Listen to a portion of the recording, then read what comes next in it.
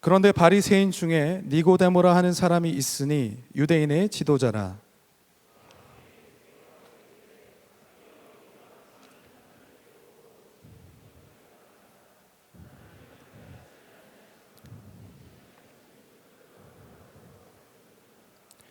예수께서 대답하여 이르시되 진실로 진실로 내게 이르노니 사람이 거듭나지 아니하면 하나님의 나라를 볼 수 없느니라.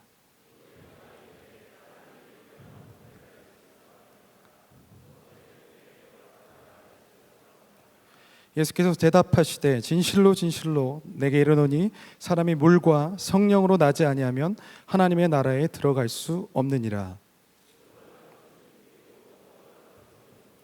내가 내게 거듭나야 하겠다 하는 말을 놀랍게 여기지 말라. 바람이 임의로 불매 내가 그 소리는 들어도 어디서 와서 어디로 가는지 알지 못하나니 성령으로 난 사람도 다 그러하니라. 아멘. 하나님의 말씀입니다. 우리 바라봅니다 찬양하신 후에 말씀 듣겠습니다.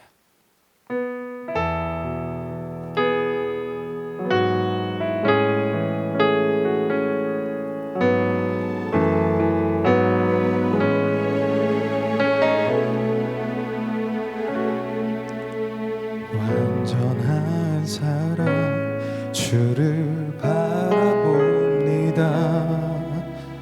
부르신 그곳 내가 달려갑니다. 가난한 영혼 주께 드립니다. 주 품 안에서 온전히 내 삶을 드리네. 닮아가도록 주님만을 사랑하도록 빛 대신 주님을 따르고 그분을 바라봅니다. 완전한 사랑 완전한 사랑 주를 바라봅니다. 부르신 그곳 내가 달려갑니다. 가난한 영혼 주께 드립니다. 주 품 안에서 온전히 내 삶을 드리네. 닮아가도록 주님만을 사랑하도록 빛 대신 주님을 따르고 그분을 바라봅니다. 영원하신 주님만을 사랑하는 것, 날 향하신 그 사랑을 경배하는 것, 내 삶의 이유 되신 주님을 노래하리. 주님만을 바라보며 영원하신 주님만을 영원하신 주님만을 사랑하는 것, 날 향하신 그 사랑을 경배하는 것, 내 삶의 이유 되신 주님을 노래하리. 주님만을 바라보. 우리 마지막으로 한 번 더 영원하신 주님을, 영원하신 주님만을 사랑하는 것, 날 향하신 그 사랑을 경배하는 것, 내 삶의 이유 되신 주님을 노래하리. 주님만을 바라보며 나 살기를. 하나님, 우리 삶의 초점이 많이 흐려져 있습니다. 영원하신 주님만 사랑하는 것이 이제는 도전거리가 되어 있습니다. 하나님 불러서 예배하는 자리에 우리를 세워주셨사오니 주님만을 기대하는 시간이 되게 하여 주시며 주님의 말씀만으로 족한 시간이 되게 하여 주시옵소서. 오늘도 요한복음의 말씀, 요한을 통해서 주시는 말씀에 우리가 감동되기 원하며 그 말씀 가운데 삶을 드릴 때 하나님 구원을 경험하게 하여 주시옵소서. 조금의 변화, 조금의 달라짐이 아니라 새로운 피조물이 되는 시간 되게 하여 주시옵소서. 하나님의 은혜를 구하며 예수님의 이름으로 기도드리옵나이다. 아멘. 오늘 제목을 내가 반드시 거듭나야 하리라, 내가 반드시 거듭나야 하리라 라는 제목으로 뽑아봤습니다. 사실 오늘 설교는 한 청년과의 상담에 오히려 귀를 기울여 주신 하나님이 이 메시지를 이 자리로 인도했습니다. 청년과 대화 중에 청년의 가슴 속에 하나의 외침이 있었는데요, 긴 대화 끝에 핵심은 간단했어요. 왜 우리 교회는 기독교의 교리를 가르치지 않는가? 정작 중요한 구원이라는 거에 대해서, 특별히 거듭남에 대해서 굉장히 중요한데 말하지 않는가? 이런 내용이었어요. 저는 설명했어요. 정확하게 말하자면 변명했습니다. 그렇게 체계적으로 교리를 가르치는 교회가 어디에도 없다. 그리고 하고 싶어도 지난주 제 삶만 봐도 가족들이 돌아가시고 부모님이 큰 병에 걸리고 자기도 젊은 청년의 나이에 병들고 아프고 시험에 들고 낙심하고 각종 시험과 문제로 치료를 받는 청년들이 몇 명이지 않냐. 위로와 격려의 메시지가 가장 시급하다. 뭐 이렇게 얘기했어요. 제가 생각하기로는 제 대답이 청년의 가슴에 아주 작은 여유는 줬다고, 교회를 박차고 나갈 듯한 청년에게 숨 돌릴 공간을 줬다고 생각했어요. 상담 마치고 집으로 돌아가는 길에 그래도 오늘 귀한 하루를 보냈네 생각하고 돌아섰는데, 돌아서는 순간부터 제 심령에 거대한 짐이 하나 있는 것 같은 생각, 목에 큰 가시가 걸려서 어떻게 손 써도 꺼내지지 않는 것 같은 그런 답답함이 제 안에 있게 됐어요. 아, 나 왜 그렇게 말했을까? 가족이 돌아가시고 부모님이 큰 병에 걸리고 젊은 나이에 청년들이 아프고 시험이 들고 낙심하고 치료를 받는 청년들, 맞아, 그래서 그들에게 구원이 필요하다고 왜 말해주지 못했을까? 그래, 우리에게 가장 중요한 건 구원이야, 거듭남이야. 우리 그 거룩함에, 성화에 목말라 있어. 왜 우리는 믿음과 성도의 본질에 대해서 더 나누고 다뤄야 한다라고 동의해주지 못했을까? 이 후회가 가시가 되어 있었어요. 제가 종종 이런 예를 들어서 무언가를 설명하더라고요. 인생에는 급한 것과 중요한 것이 있어. 그런데 둘 중에 어느 것이 실제 우리의 삶을 지배하는가 하면, 머리로는 중요한 것이 삶을 지배할 것 같지만 실제는 급한 것들이 우리의 삶을 결정한다. 이런 얘기를 많이 했어요. 왜? 급하니까. 그런데 결국 삶의 지배를 결정하는 건 중요한 것을 꾸준히 하는 사람들이 이긴다. 그러니 당장에 눈에 보이는 급한 일에 매이지 말고 중요한 것을 차곡차곡 쌓는 삶을 살아라. 저는 사실 이런 얘기를 많이 하고 가르치고 권면해 왔어요. 그래서 그 대화가 너무 찔렸어요. 무엇이 우리에게 중요한 문제인지, 목사로서 설교하거나 여러분들 앞에 서게 될 때 늘 적절성에 대해서 고민하게 됩니다. 왜 누군가가 나의 말에 귀를 기울여야 하는가? 왜 누군가가 이 말에 관심을 가져야 되는지. 여기서 적절성은 청중이 이 설교가 자신의 삶에 중요한 변화를 일으킬 것 같은 그 느낌, 또는 청중이 느끼든 못 느끼든 어떤 설교가 청중의 삶에 중요한 변화를 일으킬 것 같다라는 그 생각, 그런 것이죠. 장황하게 말씀드려서 도대체 오늘 무슨 말을 하려나 생각이 들 텐데, 그래서 약간 벗어난 얘기를 먼저 할게요. 저는 이제 좀 이런 시도를 좀 해보려 해요. 이슈 자체를, 성경적인 것을, 기독교의 본질적인 것을, 가장 정통적인 것을, 가장 중심에 있는 것을 가져오려 해요. 그래서 교회만이 할 수 있는 말, 교회만이 다룰 수 있는 문제들, 교회만이 들을 수 있는 진리들을 전하려 합니다. 어떤 면에서 교회는 교회만의 언어와 사상을 통해서 세상과 사람들을 구원하는 하나님의 도구예요.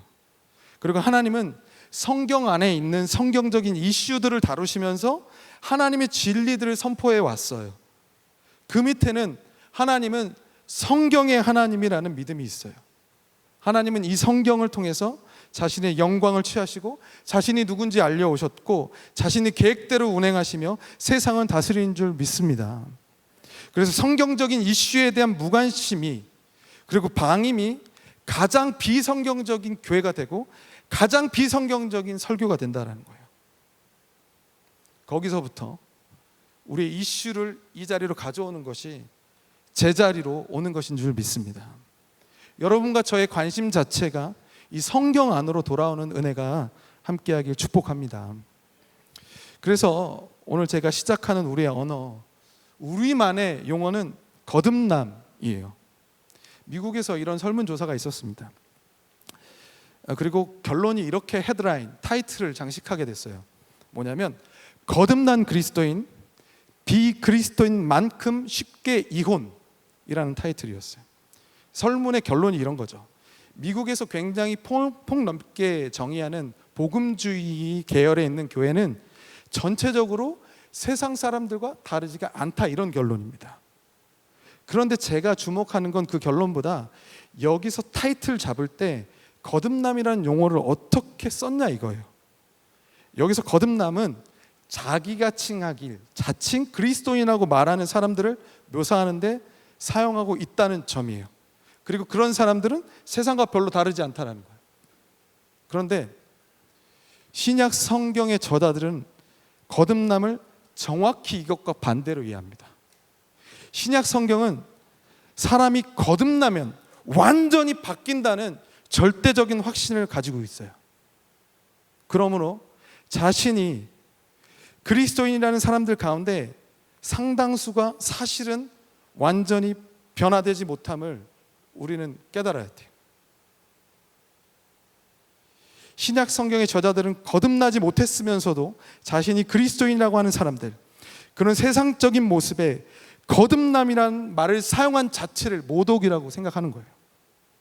이게 무슨 말이냐면 거듭난 그리스도인들이 세상에 물들었다라고 말하는 게 아니라요, 교회 안에 교회가 거듭나지 못한 사람들에게 물들었다라는 말입니다.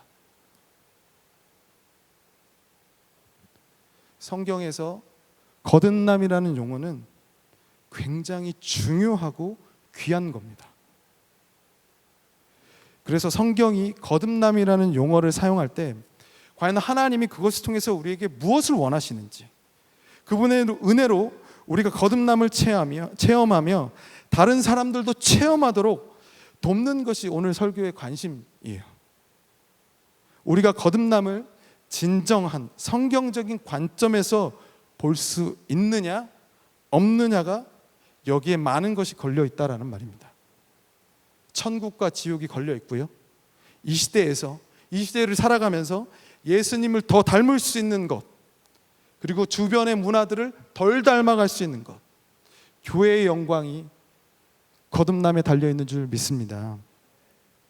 거듭나지 않은 그리스도인은 그저 문화적인 그리스도일 뿐이에요. 종교라는 것은 형식적인 외형에 지나지 않습니다. 더군다나 이 일반 종교에는요, 영적인 죽음에서 영적 생명으로 옮기는 이 진정한 내적인 각성이 없어요. 그래서 반드시 일어나야 하는 일이 거듭남이라고 말하고 싶은 거예요. 문제는 이 거듭남을 진지하게 고민하면 고민할수록 신약 성경의 저자들이 확신하는 그 확신을 가질수록 우리 안에서 거듭나지 못한 채 교회 문지방을 넘어서 다니는 사람들이 엄청나게 많을 수 있다라는 이 현실에 불안한다라는 거예요. 제가 사실 거듭남에 대해서 설교를 준비하면서 이 모든 것을 한 주 만에 요약한다라는 게 불가능하다라는 생각을 했어요. 그래서 오늘 사실 논리적인 비약도 있을 거고 어느 정도 과장도 있을 겁니다. 생략은 굉장히 많을 거예요. 그래서 참고하라고 제가 이번 주에 탐독했던 책들을 좀 잊으시라고 말씀드릴게요. 존 파이퍼의 거듭남, 배재욱 교수, 저희 교회가 연구를 도와주셨던 분인데요. 초기 유대교와 신약 성경의 중생 논문집이고, R.C. 스프롤의 거듭남이란 무엇인가? 스프롤의 거룩함으로 나아가라. 이 네 권과 요한복음 3장, 오늘의 본문, 그리고 에스겔 36장과 에베소서 2장 세 개의 본문을 주로 가지고 주석하며 이 거듭남을 다루게 되겠습니다. 신약 성경은 이 거듭남이란 실제 이 단어를 사실 이곳저곳에서 표현하지는 않지만, 직접적으로 사용하지는 않지만 거듭남에 대해서는 거듭거듭 말해요. 이해되시죠? 그리고 신약 성경에서 거듭남을 말할 때 우선되는 한 가지 전제가 먼저 따라옵니다. 거듭남에 관한 예수님의 가르침은 늘 거듭나게 하시는 하나님의 은혜가 없으면 우리가 영적으로, 도덕적으로나 법적으로 얼마나 무기력한지를 먼저 알려주신다는 거예요. 거듭나기 전까지 우리는 영적으로 죽었고, 도덕적으로 이기적이고 반항적이고, 법적으로는 하나님 앞에서 유죄이며 그분의 진노 아래 있다. 그것이 성경이 먼저 말하는 핵심 주장이라는 거예요.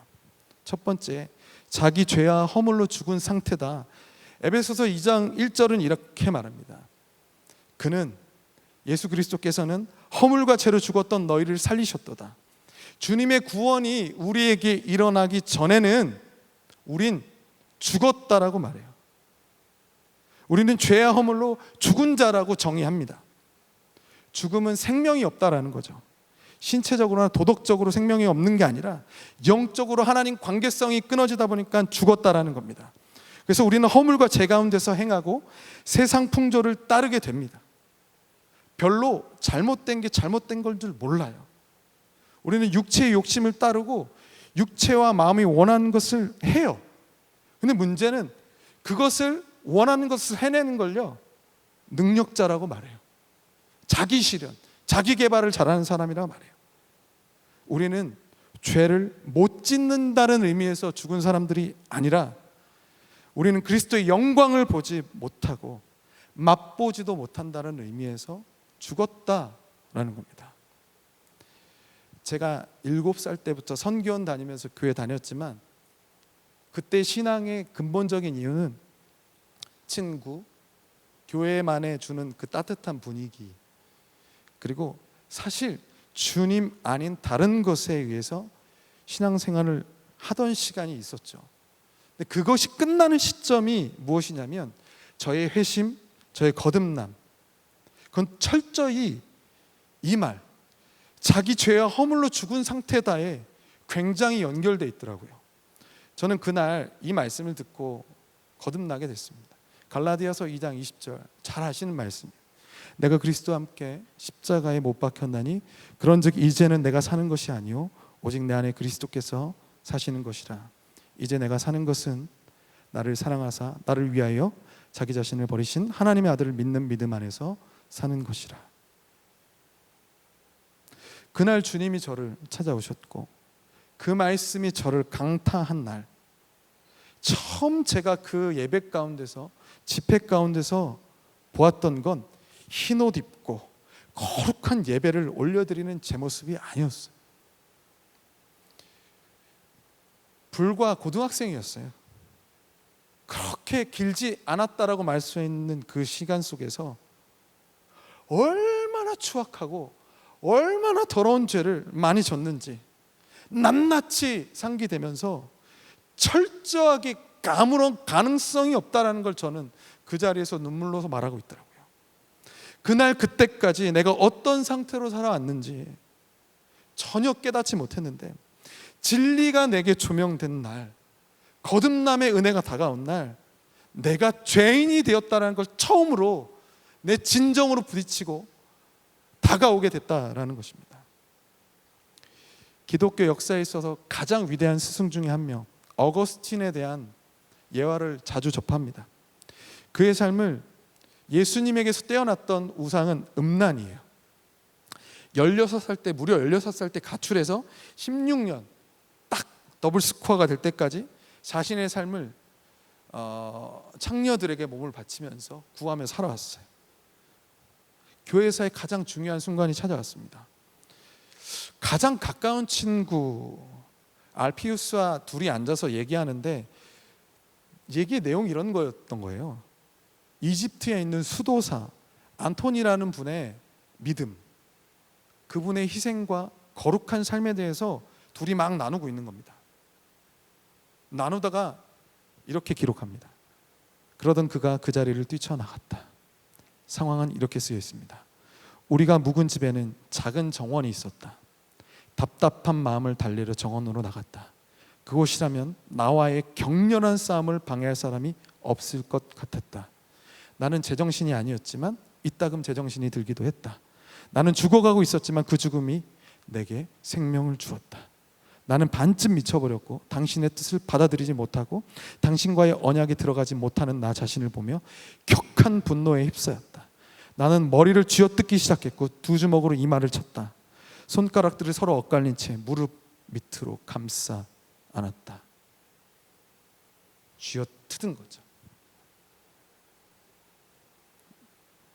친구와 함께 수도사 안토니의 희생과 거룩한 삶에 대화를 나눌 때, 그리스도 안에서 거룩하게 사는 사람, 자유롭게 사는 그 사람이 있는데, 그 말을 하는 그 순간에도 여전히 추한 정욕에 잡혀있는 자신, 허물과 죄로 죽은 자신을 보게 된 거예요.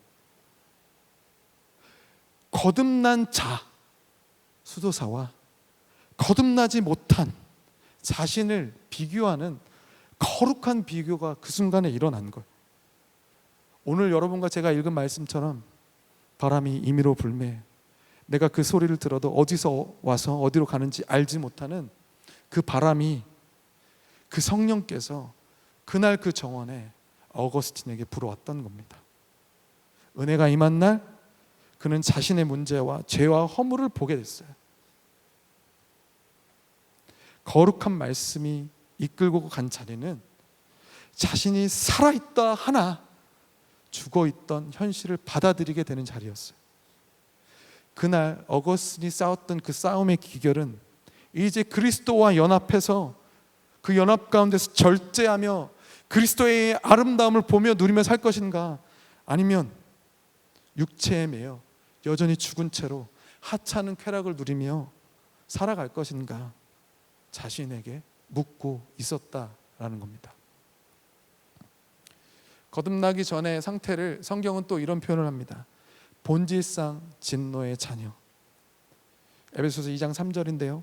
전에는 우리도 다 그 가운데서 육체의 욕심을 따라 지내며 육체와 마음에 원하는 것을 하여 다른 이들과 같이 본질상 진노의 자녀이었더니, 이 말을 바울이 하는 이유는 우리의 문제가 우리가 무엇을 행동하느냐 이런 게 아니에요. 우리가 무엇이냐 그걸 분명히 하기 위해서예요. 거듭나지 않았다면 내가 문제라는 거예요.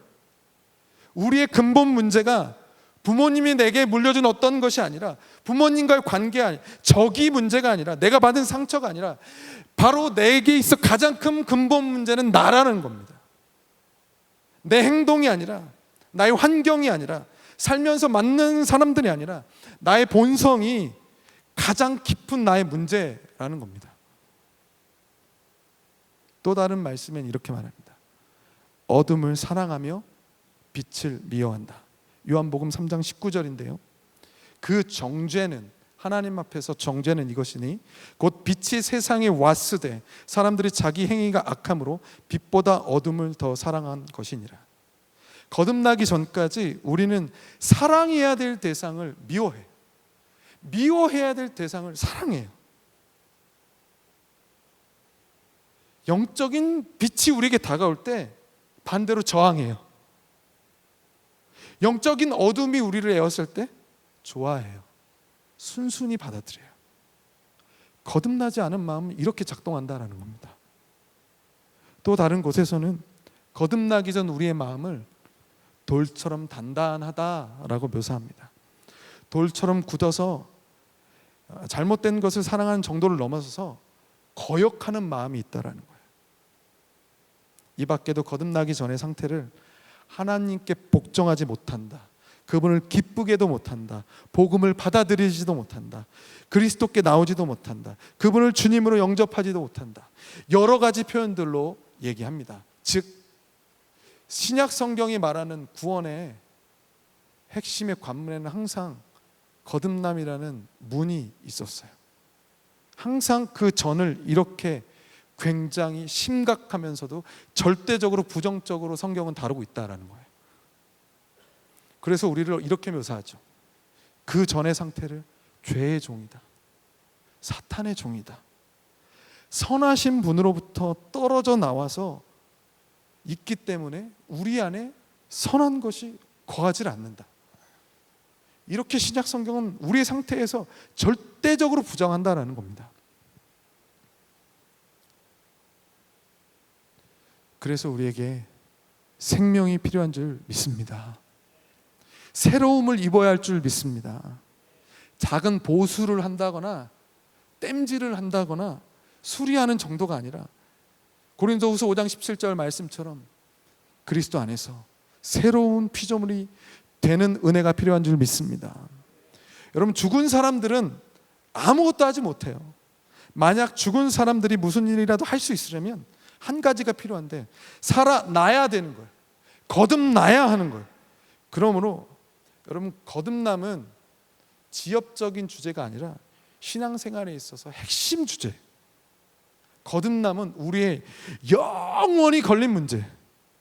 거듭나지 않으면 앞에는 하나님 나라를 보지 못한다라고 말했고 그 다음은 들어가지 못한다라고 말. 둘 다 똑같습니다. 구원받지 못합니다. 우리가 반드시 거듭나야 한다라는 이 예수님의 말씀은 지금 우리가 타락하여 죄로 가득해 아무런 반응조차 할 줄 모르는 희망이 없는 영적 코마 상태라 말하는 겁니다. 여러분 아니라요, 저만 봐도요 이런 얘기 듣기 싫어요. 이런 평가 싫습니다. 그래서 거듭나야 한다라는 이 주님의 말씀 앞에 첫 번째로 와닿는 감정이 뭐냐면 불안해요. 내가 거듭났나? 그리고 더 우리를 불안하게 만드는 건 거듭나게 하는 건 우리가 아니에요. 하나님이 하시는 이고 우리에게 일어나는 일이지만 결코 우리가 할 수 없는 일이에요. 그래서 불안해해요. 이 주제를 던지면 던질수록 사람들은 불안해합니다. 그래서 매우 조심스러웠어요. 여러분에게 불필요한 염려를 일으키고 싶지 않았고, 그러나 동시에 우리가 붙드는 어떤 선행이나 종교적인 행위가 영적인 진짜 생명과 혼동하는 사람들에게 거짓된 소망을 주고 싶은 생각도 1도 없어요. 이 둘 중에 어떤 것도 우리에게 해당되지 않길 바랍니다. 그저 오늘 이 자리에서 성령 안에서 내 성령 강림주의입니다. 성령 안에서 그분을 대망하는 이 시간 앞에, 이 시점 앞에서 참으로 거듭나는 은혜가 그것만 우리 안에 있길 소망합니다. 이것이 소망입니다. 예수님께서 니고데모에게 명령으로 말씀하셨어요. 네가 반드시 거듭나야 하리라. 저에게 말씀하십니다. 네가 반드시 거듭나야 하리라. 우리에게 말씀하시죠. 우리가 반드시 거듭나야 하리라. 거듭남은 장의사가 시신을 살아있는 것처럼 꾸미려고 조금 더 살아있는 사람처럼 꾸미려는 그런 분장술이 아니에요. 생명을 모방하는 행위가 아니라 영적인 생명을 창조하는 하나님의 은혜입니다. 모든 인간은 살아있는 육체입니다. 그러나 모든 인간이 살아있는 영은 아니에요. 우리 거듭나서 하나님의 자녀로 사느냐, 아니면 거듭거듭해서 종교적 열심과 기만 속에서 죽느냐, 말씀은 묻고 있습니다. 조금만 분위기를 풀어갈게요.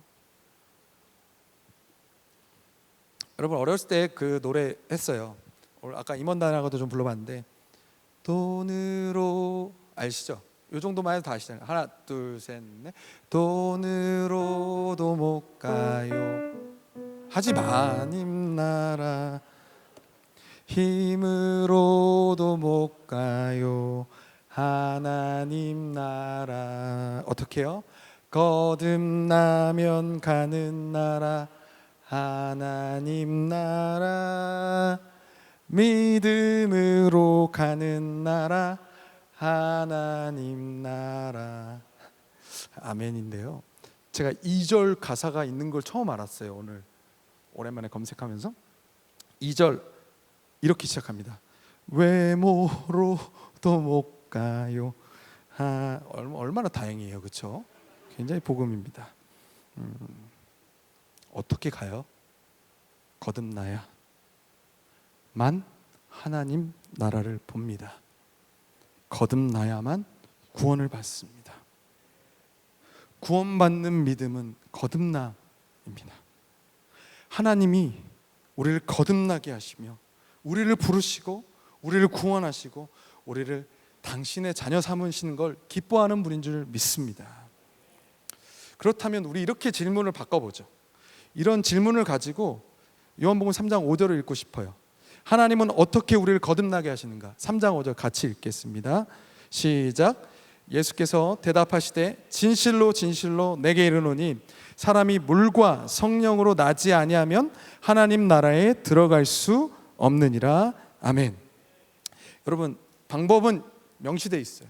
물과 영으로 거듭난다라는 거. 근데 여러분 저는 잘 몰랐어요.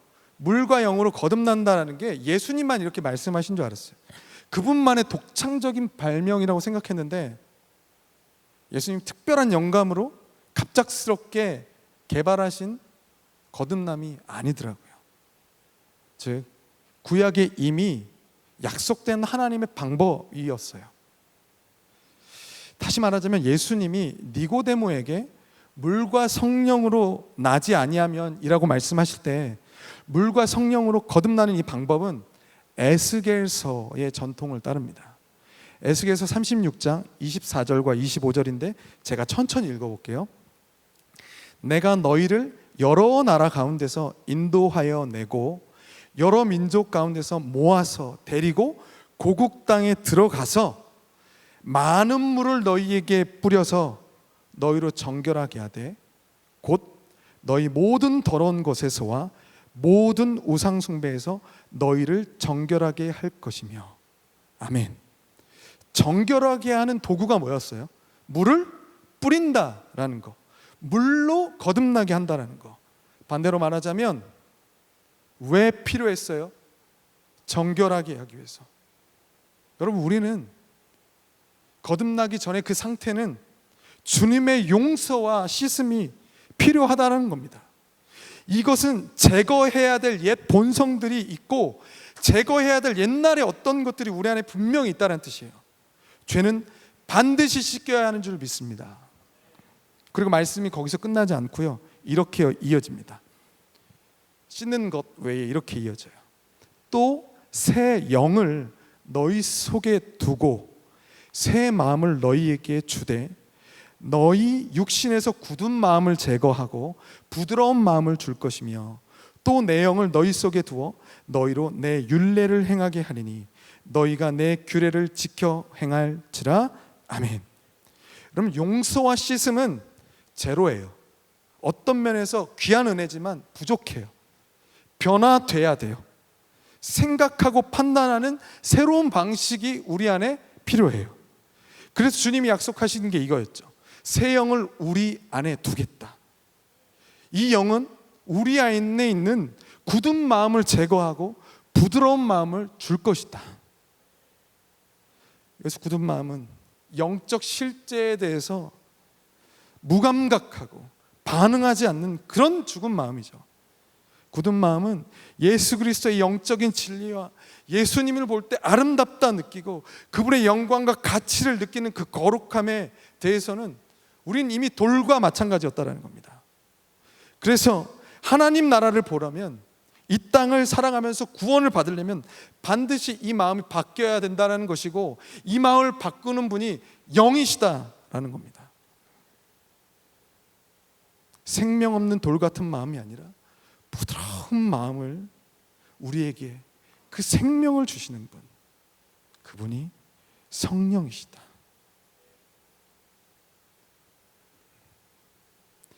예수님께서 네가 반드시 거듭나야 하리라 할 때 이 말씀은 아주 흥미로운 예식을 우리에게 가르쳐 주거나 하찮은 정보를 나누게 하는 게 아니에요.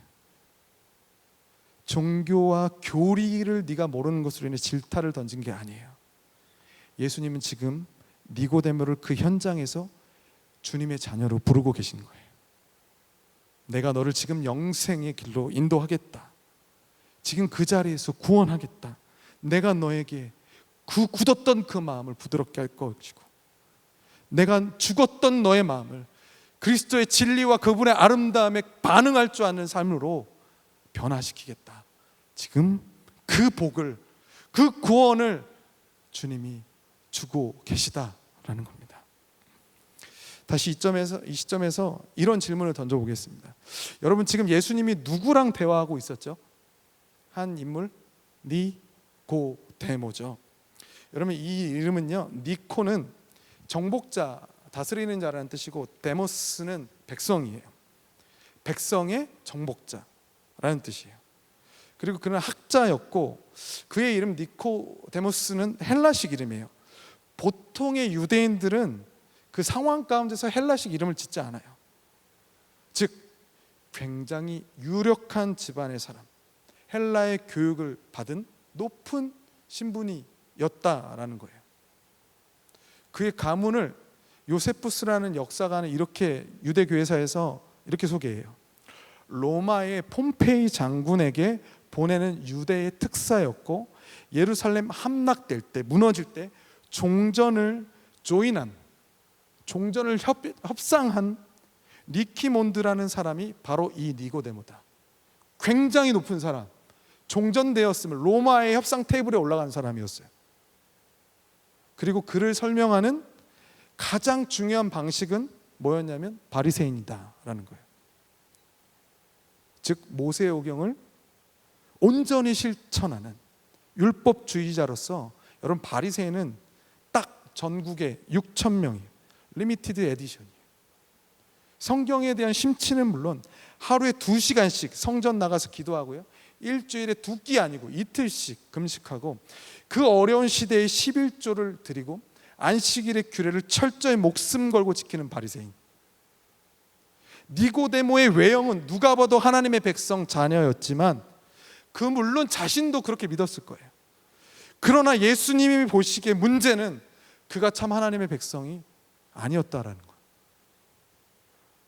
아직 거듭나지 못했다는 거예요. 니고데모처럼 신앙적이고 모범적이고 행위에 조금도 그릇됨이 없는 사람이라면 능히 하나님 나라에 들어갈 수 있을 거라고 생각하지만, 그러나 예수님은 그럴지라도 그 상태로는 천국에 들어가지 못한다, 충격적인 말씀을 하시는 겁니다. 요한복음에만 등장하는 이 니고데모가요, 지금 3장, 7장, 19장에 3번 등장합니다. 7장의 니고데모는 톤이 바뀌었어요. 사내들인 공회의 바리새인들과 율법사들이 예수님을 따르는 사람들을 핍박하고 있을 때 니고데모가 신명기 말씀을 인용해서 우리 율법은 사람의 말을 듣고 그 행한 것을 무엇인지 그 의미를 알기도 전에 판결하느냐, 뭐 한 거죠? 방어했어요. 예수님을 옹호하며 오히려 바리새인들과 맞섰어요. 19장은 니고데모가 주님이 재판받고 저주받으며 처형되셨을 때, 이게 모든 제자들이 예수님 곁에서 도망쳤을 때에 자신은 굳건히 그 자리를 지켰고 오히려 주님의 장례를 위해서 모략과 황유를 드렸고 그 섞은 것을 100근이나 가져왔다라고 말합니다. 그날 뭐가 있었네요.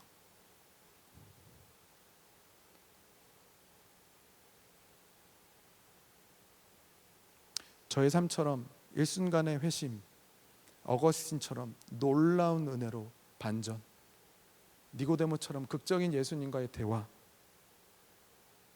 그렇게 거듭나게 하시는 하나님만 있는 건 아닙니다. 우리가 잘 아는 C.S. 루이스는 그의 삶에 거듭남은 굉장히 잔잔했어요. 자신의 거듭남을 이렇게 묘사합니다. 마지막 걸음을 언제 내디뎠는지 너무나 잘 알지만 어떻게 그 발을 내디뎠는지는 거의 모른다. 햇살이 따스한 어느 날 아침 버스를 타고 웹스네이드 동물원으로 향했다. 버스 타고 가고 있는 거예요. 출발할 때는 예수 그리스도가 하나님의 아들이라고 믿지 않았으나 동물원에 도착했을 때는 믿었다. 그러나 동물원으로 향하는 버스에서 깊이 생각에 잠긴 게 아니었다. 감정에 소용돌이에 휘말리지도 않았다. 가장 중요한 사건들 가운데 이 감정이란 단어를 절대 쓰지 말아야 하는 몇몇 경우가 있다. 마치 잠에서 깬 것 같으나 여전히 침대에 꼼짝 않고 누워있는 사람이 이제 자신이 눈을 떠서 깨어났다는 사실을 인식하는 경우에 더 가까웠다. 살짝 눈 감고 일어났다, 이게 얘기죠. 그리고 버스를 타고 가던 중에 경험한 순간처럼, 기억되지 않을 순간처럼 모호했다.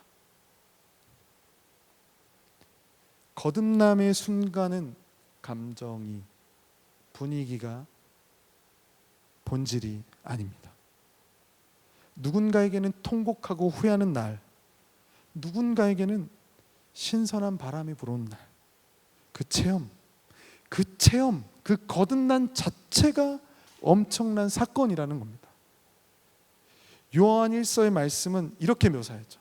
거듭남을 사망에서 생명으로 옮겨 들어간 줄 알거니와.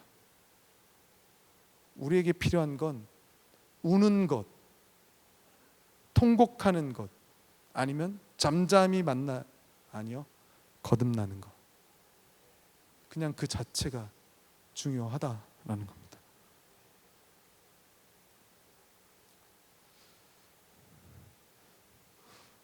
저와 여러분이 나눈 이 말씀은 알아도 그만, 몰라도 그만인 교리를 말하는 게 아니에요.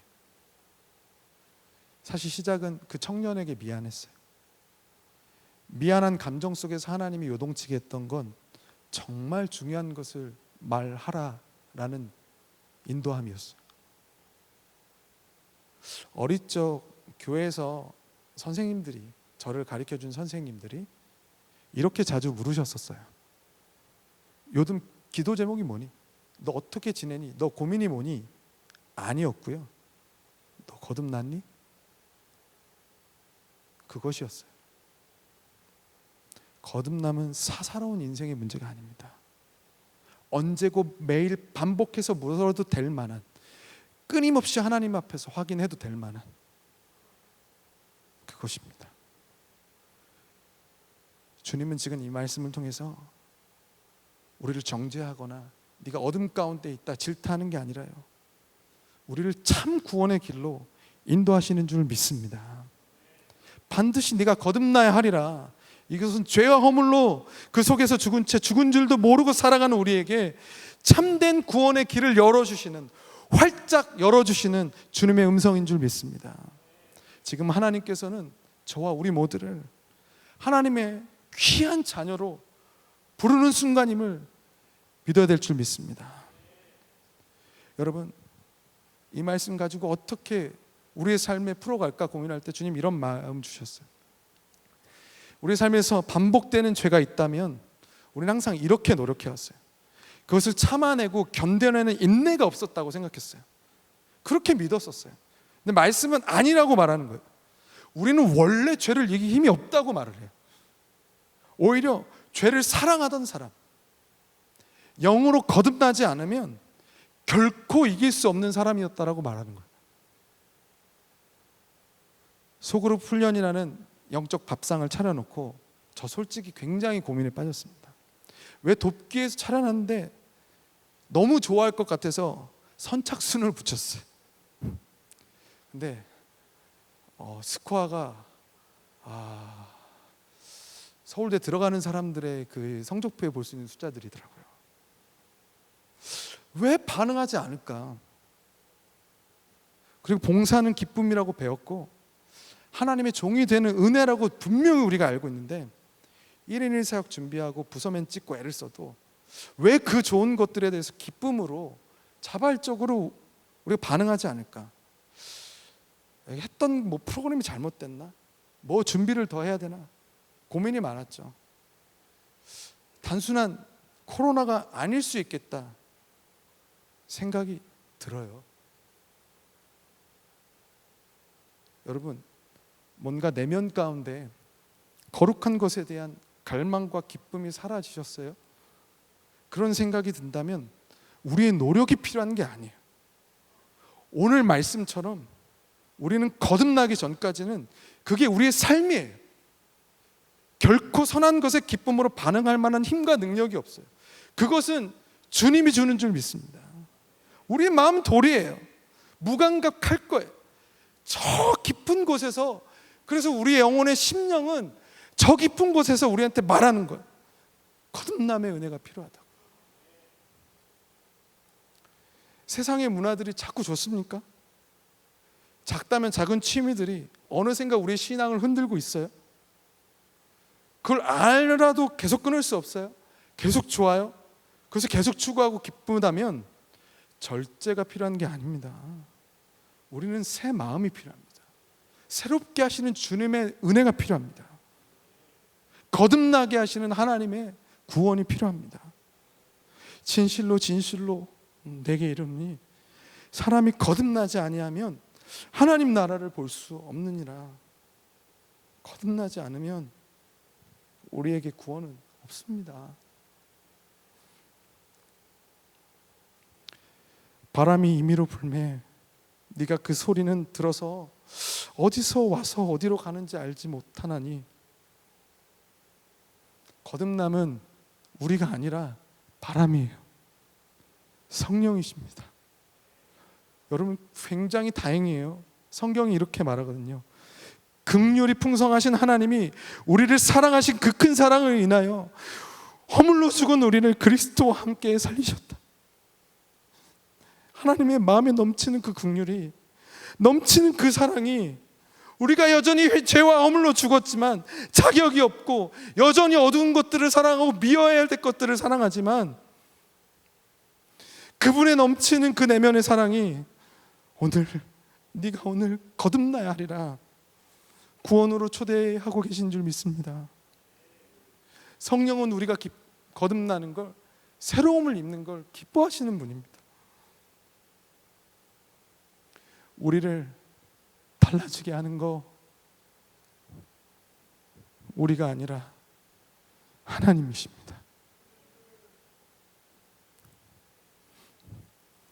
그래서 불안하고, 그래서 확신이 없어요. 그죠? 허물과 죄로 죽은 우리는 바랄 뿐이에요. 구할 뿐이에요. 갈망할 뿐이에요. 영적 파산 가운데서 전적인 주님의 부름이, 전적인 주님의 거듭나게 하심이, 그 바람이 우리에게 지금 이 자리에 불어올 줄 믿습니다. 찬양하며 기도하겠습니다.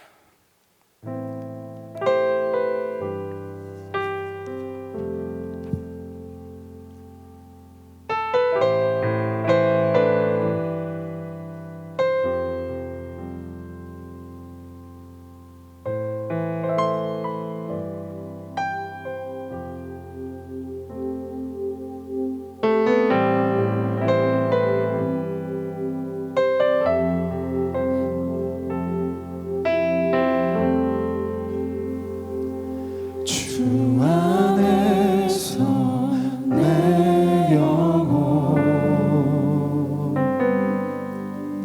다시 태어나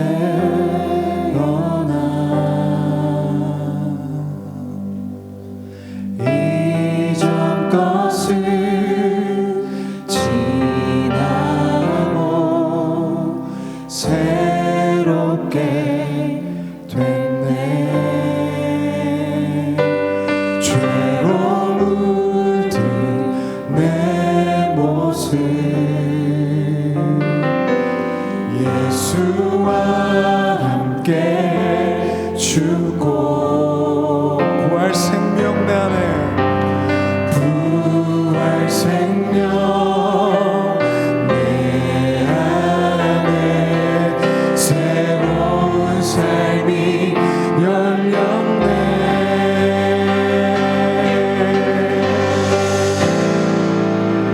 너희가 나를 택한 것이 아니요 주님의 은혜로 내가 너희를 택하여 세웠나니 함께 고백합니다. 내 안에 오직 내 속에 그리스도가 사네. 오직 내 삶에 오직 내 맘에 그가 주인 되셨네.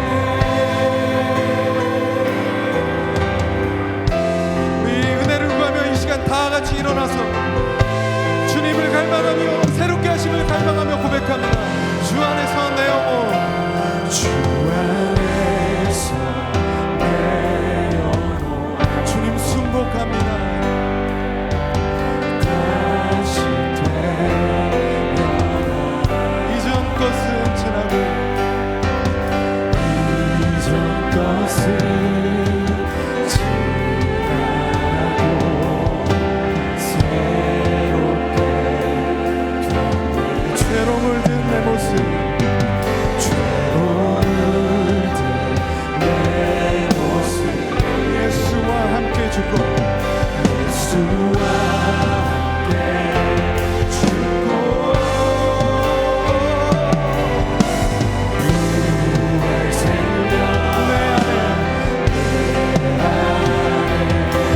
새로운 삶이 열렸네.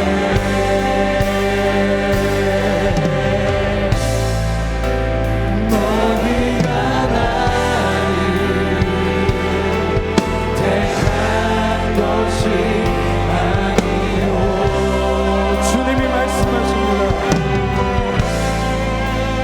내가 너희를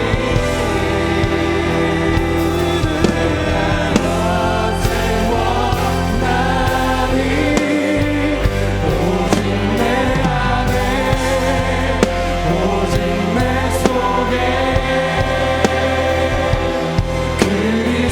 그리스도가 사네.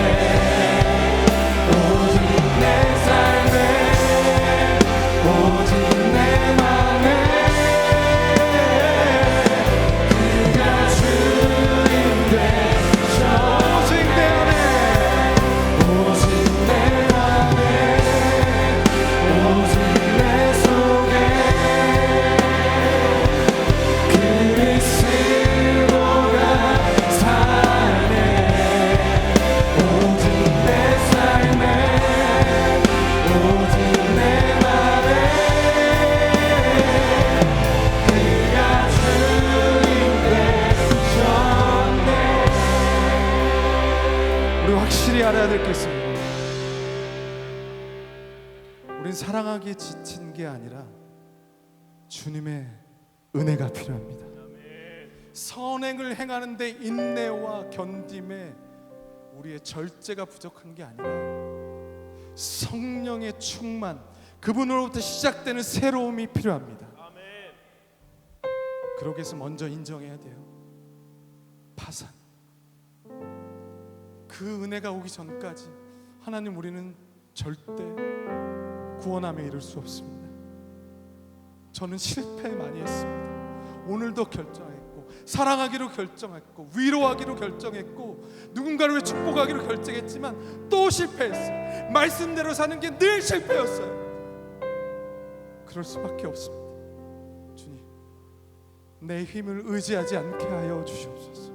그것을 내려놓습니다. 여러분을 사랑하고 여러분이 자신에게 주권을 행세하려던 그 거짓된 믿음을 버리십시오. 오직 우리의 주인은 그리스도 한 분인 줄 믿습니다. 우리 주님께 던집시다.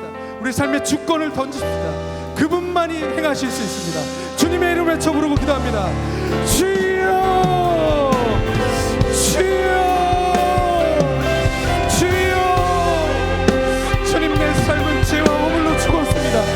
주님, 가능성을 얘기하지 않게 하여 주시옵소서.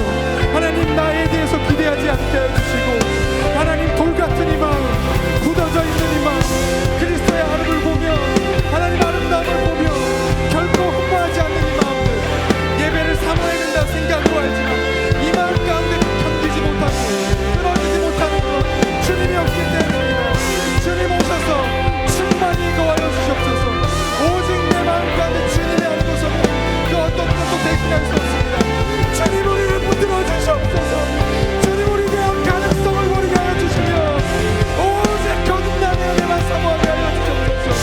주님, 나에 대한 파산을 선포하는 날, 나에 대한 죽음을 선언하는 날이 되게 하여 주셔서, 그런 이제 내가 사는 것은 나를 사랑하사 나를 위하여 자기 자신을 버리신 하나님의 아들을 믿는 믿음 안에서만 살게 하여 주옵소서. 주님, 십자가의 죽음이 내 것이 되게 하여 주시며, 주님, 이전에 가능성들을 내려놓고 아버지 아무것도 가난을 바라보지 않게 하여 주시며, 스스로 아무것도 할 수 없는 온전히 하나님만 바라보며 하나님께 거듭된 시도들을 내려놓게 하시고, 종교인이 되지 않게 하여 주시고, 이 행위만 반복하는 것이 아니라 참 능력이 되겠다, 참 능력이 되겠다, 참 거듭남이 없다 시켜주시고 새롭게 하여 주셔서 새살이 나게 하시고 새 영을 부어주시는 부드러운 마음을 창조하시는 주님을 높입니다. 주님, 이 시간 오셔서 하나님, 나에 대한 가능성들을 내려놓게 하시고 오직 하나님만 바라보며 하나님에 대한 가능성들만 이야기하면서 우리 주님께 하시고, 하나님만이 우리의 구원자이십니다. 하나님만이 우리의 능력이십니다. 하나님, 이 썩을 육체를 기대하지 않게 하시고 아버지 하나님 함께 하여 주시옵소서. 아버지 하나님 도와주시옵소서.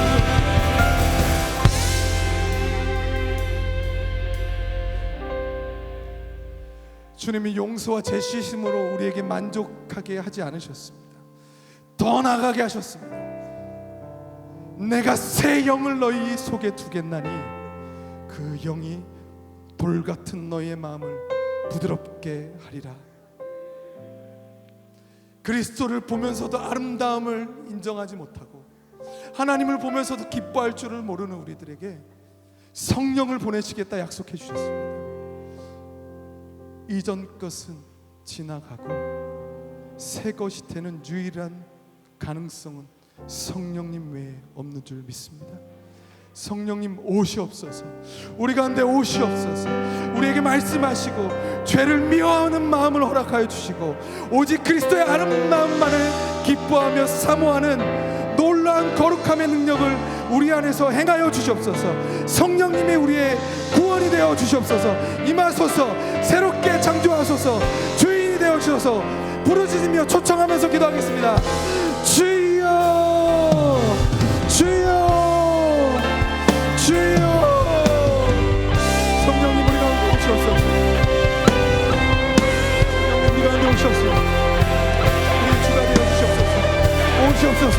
하나님, 처절하고 실패한 우리들 마음 가운데 아무것도 바랄 수 없고 아무것도 기대할 수 없는 우리들 가운데 오셔서 하나님, 새 일을 행하여 주시며 새 것으로 우리에게 붙들어 주시사 하나님 붙들어 주시옵소서. 하나님, 우리 관문 성령으로 거듭나게 하여 주시며 하나님 창조하셔도 않았던 그 놀라운 능력을 부어주시옵소서. 하나님만이 우리 가운데 구원이 되십니다. 하나님만이 그 새로운 삶을 여십니다. 성령님, 각설한 마음의 주인이 되시며 임재하여 주시며 함께하여 주시옵소서. 성령님 함께하여 주시옵소서. 성령님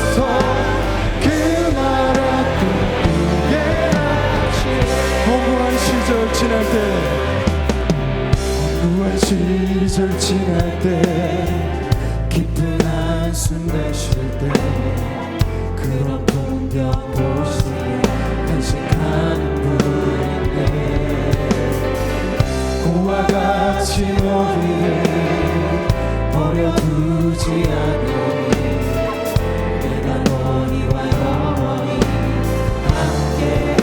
억눌린 자 갇힌 자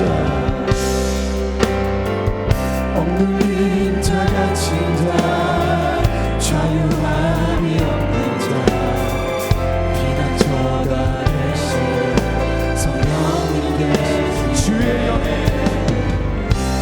영이 계신 곳에 참 자유가 있다네. 진리의 영이신 성령이 오셨네.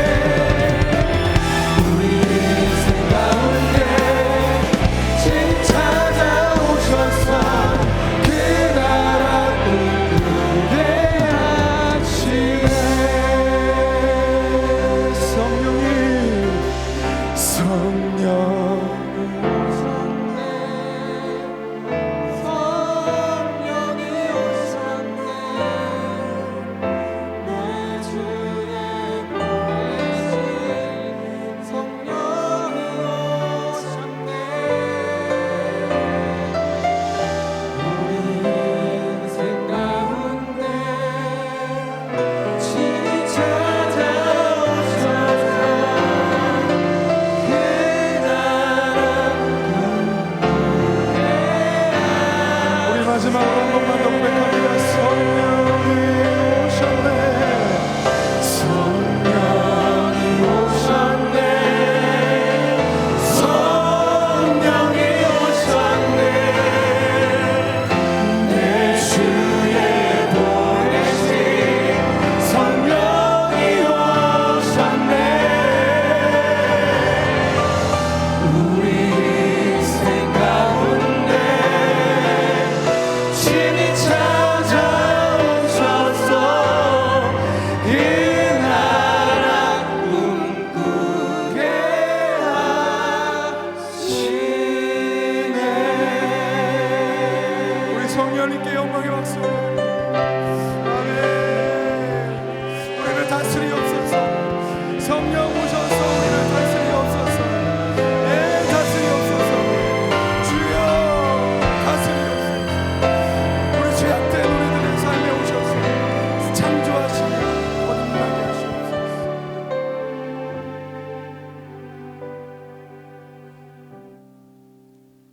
주님, 돌이켜보면 마른 뼈가 살아나는 건 사모했지만 그것이 가능하게 하는 분, 거듭나게 하시는 분은 우리가 사모하지 못했습니다. 성령님, 구원으로 거듭남의 길로 인도하시는 성령님, 각 사람에게 오셔서 주님을 사랑할 수 있고 주님을 기뻐할 수 있고 거룩한 것을 즐거워할 수 있는 힘이 되어 주시옵소서. 우리 안엔 그런 능력이 조금도 없습니다. 가능성이 없습니다. 우리는 허물과 죄로 죽었습니다. 돌덩이 같은 마음만 있습니다. 이 마음이 노력하니 더 말씀대로 사는 게 짐입니다.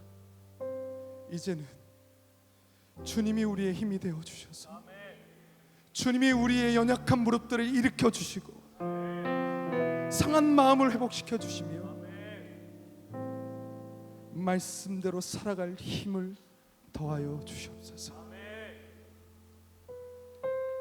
오늘 이후의 삶의 주원은 오직 예수 그리스도이십니다. 나는 십자가에 죽었습니다. 그 바람이 오늘 우리에게 왔습니다. 그 은혜를 감사드립니다. 그 사랑을 인하여 찬양합니다. 주님이 만유의 구원의 주인이 되어 주실 겁니다. 구원의 주님을 찬양하며 예수님의 이름으로 기도드리옵나이다. 아멘. 이제는 우리 주 예수 그리스도의 은혜와 하나님의 크신 사랑과 성령의 바람으로 거듭나게 하시는 그 능력과 기적과 이사가 사모하며 거듭남으로 새 능력과 새 피조물이 되길 소망하는 이 자리에 있는 모든 하나님의 백성들 위해 이제로부터 영원까지 함께 하시기를 간절히 축원하옵나이다. 아멘.